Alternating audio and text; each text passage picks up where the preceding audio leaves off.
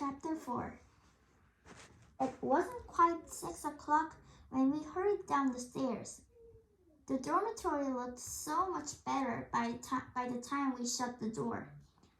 I put roses on everybody's bedside tables, and they made the room almost glow. We all felt better too. Even Alice was cheerful again. As I did my pearly buckles up, I began to think maybe everything was going to be all right after all. When we found the throne room, it was full of princesses. They were sitting in rows on bright satin chairs, and we sneaked into the back as quietly as we could. We could see Princess Priya and Princess Jemima and loads of our other friends. But there was no sign of horrible Princess Perfecta or beastly Princess Florine. I heaved a sigh of relief. They'd been so awful before. And then I saw the twins. They were sitting on the other side of the aisle from us, and they were sneering as if they thought I was utterly totally horrible. "Hey, Diamond," one said loudly. "It's that dirty girl again." But before the other twin could answer, there was a fanfare of golden trumpets, and the most wonderful procession of beautifully dressed queens and kings paraded past us and up to the thrones in front of the velvet curtains. "Wow," I gasped, and then I clutched at Alice's arm. "It's Fairy G and Fairy Angora." And it was. Dear Fairy G, our fairy godmother from before, was stomping along at the back of the procession. Beside her floated Fairy Angora, who we met just before we got into the Tiara Club.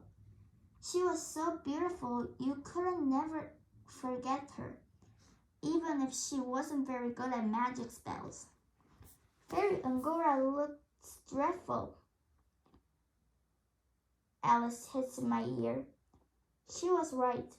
Fairy Angora was very pale, and she kept blowing her nose. I was about to say, maybe she's got a cold, but I suddenly saw our new head teacher frowning at us. She looked, I couldn't think of the right word, and then I thought magnificent, but so scary. "Good evening to you all," she said, and her voice was lovely, very deep and warm. I began to feel a teeny bit better, although she still looked stern. "I am delighted to welcome such a splendid gathering of princesses to Silver Towers. I hope this will be a truly wonderful experience for each of you, and that we will be able to congratulate you all on winning your silver sashes and moving on to ruby mansions when the time comes." Queen Samantha Joy paused. "Unfortunately, I must bring a serious matter for your attention. We are extremely pleased that we have been able to appoint Fairy Angora as the school's fairy godmother. Of course, some of you will have met her before.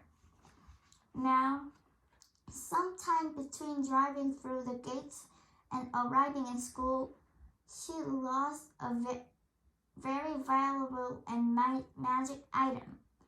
A search had taken place, but nothing had been found. I cannot imagine any of my princesses would be responsible, but I have to ask. Have any of you seen a bunch of enchanted roses?"